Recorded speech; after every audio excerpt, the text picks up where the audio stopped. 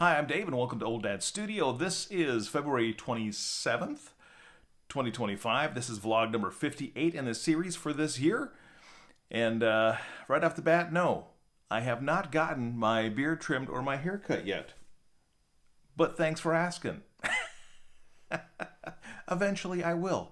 I tend to procrastinate on things, if you haven't learned that about me yet. And if you're brand new here, hey, now you know I'm a bit of a procrastinator. All right. In yesterday's vlog, I hinted at some stories that I have about some major mistakes that I have made in my career. And I thought I would share a couple of those here tonight. But first, before I get into those, let me just tell you a little bit what happened last night after I shut the camera off.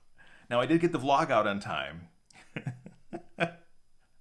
But it was close. Let me tell you, the way I do these vlogs is I cut them on one day, I edit them on one day, and then I schedule them to be released at 8 a.m. the next morning. And that way, it gives me a little bit of a buffer, because if I'm not working on a vlog until midnight or something, then I still have enough time to get it out, by the next morning. So that's the cycle that I'm in, and that way I can produce a vlog every single day, and it gives me that overnight buffer if I have to. Last night, I had to use the buffer. So I recorded the video, and it was late at night when I recorded the video, and I was sitting at my desk, and there's a couple of processes, or a couple of steps in the process that take a long time. One of them is, once I'm done recording on my iPhone, I plug my iPhone in. There's an image grabbing piece of software that Apple has that you can pull those images off your iPhone. I use that, and I upload those video files to my Mac. That process takes a long time, especially if I happen to be shooting in cinematic mode, like actually I am right now. Those have an extra processing time before they will upload onto your Mac. And so that step right there takes a long time. And what I typically do during that time is I record, and then I go in and I get my file structure set up for where I'm going to put all the files. I open up my DaVinci Resolve, which is the piece of software that I use to edit my vlogs. I set that all up, get my project ready in DaVinci Resolve, put any articles or artifacts that I can that I'm going to use in there. I don't do a whole lot of that right now because these are just run and gun type things. I'm not doing anything crazy with these vlogs right now. But I get all that set up, so I'm ready to go as soon as those video files are on my Mac. Then I take a break, and I typically will either go do something. Maybe I'll do some laundry, or I'll watch some vlogs myself of some other people or some YouTube videos. And so that's what I did last night. I started up a YouTube video, sat on my desk chair here while everything was uploading onto my computer, and I fell asleep. Now, I slept for a couple of hours at my desk, so I got a couple of good hours of sleep here at my desk. It's not the most comfortable place to sleep, but hey, obviously I needed the sleep, so I got the sleep. But when I woke up, what I didn't realize was how close my Mac was to running out of disk space. And while it was uploading those files from my iPhone, it ran out of disk space. And so the first thing that I had to do was recover my Mac and clear up some space. And I've got a bunch of external hard drives here that I'm always shuffling files around because video files are so large, they're always taking up space. I just didn't realize how close I was on my Mac. I know that I'm running close on my iPhone, and I'm always managing that, but I didn't realize how close I was on my Mac. So I filled it up, had to push a bunch of files off of my Mac in the middle of the night after I had been sleeping at my desk for a couple of hours. And then once all that was done, and I had enough space freed up on my Mac, which it took a long time to do that, then I was able to start the process again of taking the files from my phone onto my Mac, because they didn't finish. And so none of those files that actually, the bits of them that had transferred, none of it was useful. So then I had to start that process all over again to upload those onto my Mac. Once I had that done, then I still had to edit the video altogether. And last night's actually had quite a bit of editing here and there, where I had to splice out, where I had some hums and haws and ahs and things in the video that I spliced out. And plus I had a few different angles around my desk, so I had to splice all those together. So there was some work there that I had to do. And then the next step in the process that takes a little bit longer as well is, once I'm done, then I can upload that video to YouTube. And that uploading process also takes some time. Now, there is some work that I do, things like writing the description and the title and doing the thumbnail. I do all of that while the video is uploading. So there is some work there that I can do, so I'm not just sitting there twiddling my thumbs waiting for it to upload. But usually I'm done with all of that stuff before the video has uploaded to YouTube, and then I'm waiting around again. Yesterday, through all of that process, I finally finished and was able to shut my machine off and go to bed at 5:30 this morning. Now, I did get a couple hours of sleep at my desk, and then that meant I got an hour and a half of sleep before I had to get up and get back to work. I work on East Coast time, even though I'm in Central time, so I had to get back up and had to be back online by 7 a.m. So it was a short night last night and kind of a crazy night, but I thank goodness for my buffer that I have built into this process, because without it, I wouldn't have been able to keep up the pace and make sure that I had a vlog every single day.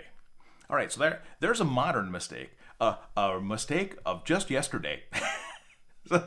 Manage your files better, David. Don't. Yeah, I know. Now, the next mistake that I will share happened in my career, happened many, many years ago, back when we were still doing a lot of things at basically a prompt level, or if you're familiar with DOS or Unix, where you're writing things at a command line. You can still do it in on Apple. If you go open up your terminal, Windows still has it if you use the run command. So there's a lot of different ways where you're actually typing in a piece of text that has you do something. Well, back then, we did everything in that fashion. There wasn't really a GUI that we used to manage the systems behind the scenes. There were GUIs for the end users, the people who were using the systems, but the folks who supported them, a lot of times we were doing things at a text prompt level. Now this story begins with me running a series of commands in the production environment.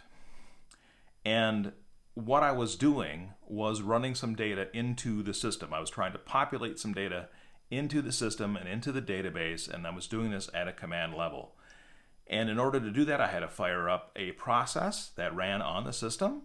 So there was a process, a job that was running on the system and doing its work and populating that data to the system.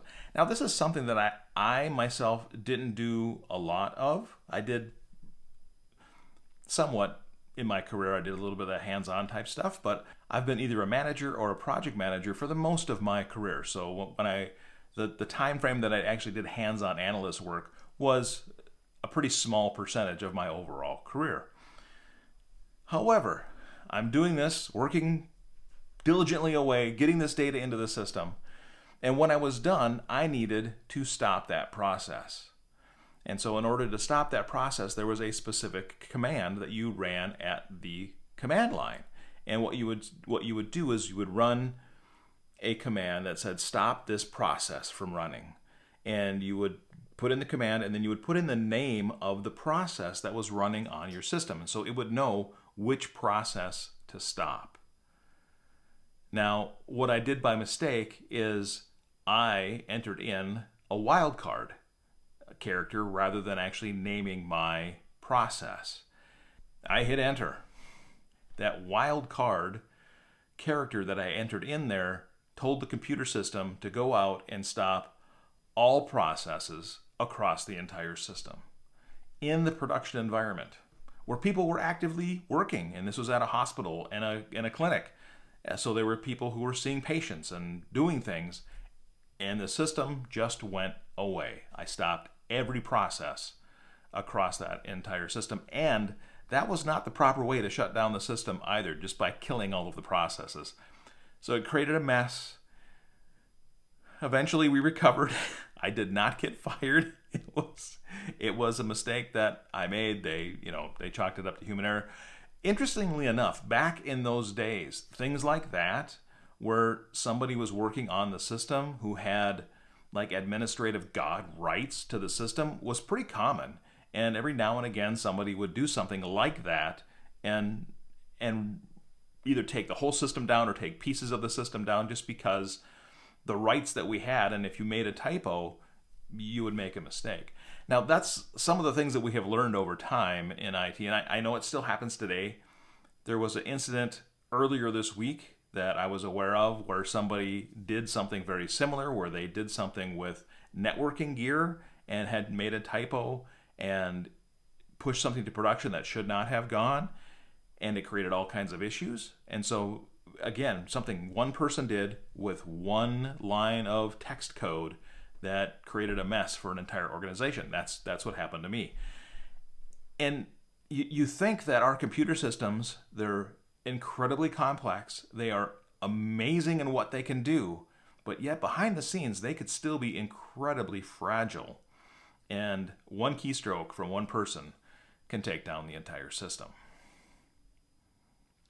All right. So it's like I'm confessing my soul here.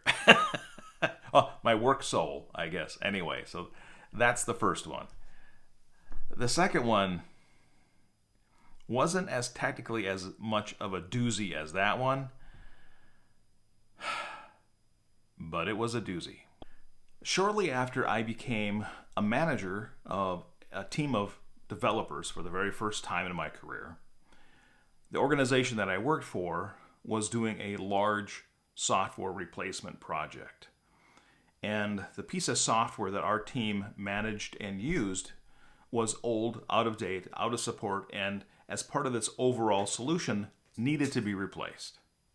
So we went into the process of requesting information and partnering with vendors and getting everything put together to replace that piece of software, make the best choice that we can, and once that decision was made, then we would implement that piece of software and it would go and run, and it would be there for several years as part of the infrastructure for that organization. Now, in that process, there were a couple of really well-known pieces of software in the market that we were interested in working with and partnering with and understanding what their roadmap was and how we could be involved. Now, I'm not going to name names, but there were two in particular that were major players in the marketplace. One of them was going through a merger and an acquisition, and they actually refused to participate in our RFP process. So we were not able to even partner with them or consider their product at all, which was really a bummer because that was, in our minds as a team, that was the one that we thought was the gold standard in the industry and one that we'd really want. But because of the merger and everything that was happening behind the scenes, they wouldn't even talk to us, at least not in the time frame that we wanted. They were pushing us out a year, 18 months, something like that, for the merger to go through and for them to have a stabilization period and everything before they wanted to talk to us. So we didn't get a chance to talk to them. The other one that was a leader in the industry had done something similar, but about 18 months previously. And their product, what was happening was it was riddled with bugs and issues at this point. Since they had gone through this merger and combined teams and things, their quality of their product had gone way down. And as a matter of fact, we had them in and they did 2 different demos for us during the time, and both of their demos failed during the demo process of their software. And so eventually they were no longer in the running. There was a third company, though, that wanted to get into our arena, into healthcare. I guess I could say that, into the healthcare arena. That's the software that we managed. And they wanted to partner with us so they could advance their own piece of software, and they were willing to fund some of the work that we were doing alongside their own development team. So we'd get to work with the vendor and their vendor's development team to put together this piece of software and roll it out as part of our infrastructure. And then we would become a reference site for them. It'd be the pilot site for their piece of software. And all in all, with them funding it, it looked like it would be a fantastic project and way to go. And from my laughter, you're probably guessing already what some of the outcome here. Now, that project took about a year and a half to implement. And what was happening as we were working through this process with the vendor and creating that environment, that infrastructure for our production environment, the rest of the organization was continuing to work through their overall infrastructure changes, and we were lining up our dates. So we would go live at the same time. The whole organization went live with a much larger software. Our little niche piece of software would go live along with it, and it would be coupled together, and we would work together. And so the dates were set, and we were working towards those dates. And as it came closer and closer and closer to that date, that go live date, and here's really where the mistake came in. When I look back, I wish I had never chosen this vendor, and I have at times thought that the mistake was in choosing the vendor, but the opportunity that we had to work with that vendor and plus all the funding and everything, I think it was a really good decision at the time. However, as we got closer to that go live date, and our software was not ready, and the vendor software was not ready, but we kept pushing and pushing and pushing and pushing because we were trying to hit the date of the overall organization. But a couple of weeks before we went live, there were some major issues that we were still working through and uncovering. And rather than like pulling the plug on this whole piece of software and saying, no, we can't do this, we need to delay the go live, the organization's going to have to wait because our piece of software, even though it was a niche piece of software, was crucial to the go live. And if our software did not go live, the larger infrastructure would not go live as well. So there was a lot of pressure there to go live. In the end, I made the decision, and it ended up being my decision, that we would push forward and that we would make it and we would hit that go live date. We didn't. We went live and we ended up trying to go live with a cobbled together bunch of software from our old software that we were using before the infrastructure change, as well as this new piece of software, and we had tried to cobble together everything in the last few weeks just so we could support go live, but it was an absolute disaster. Now, again, I didn't get fired. However, I did get reassigned shortly after go live from that whole event. They ended up reorging and restructuring the team that I was involved in, and I was no longer the manager. And that was a hard lesson. But in the end, when we took a look at the financial damage that project ended up doing to our organization, because even though it was funded up front by the vendor, we still had costs involved in that project that we had to manage, as well as then once we went live and things did not go right, we were in this emergency recovery mode. And what ended up happening is that vendor that we weren't able to talk to a year and a half previously because they were going through this merger, well, their merger was complete and they were willing to talk to us. And so we made an emergency phone call to them and said, listen, this is what we've got going on in our organization. We didn't get a chance to talk to you.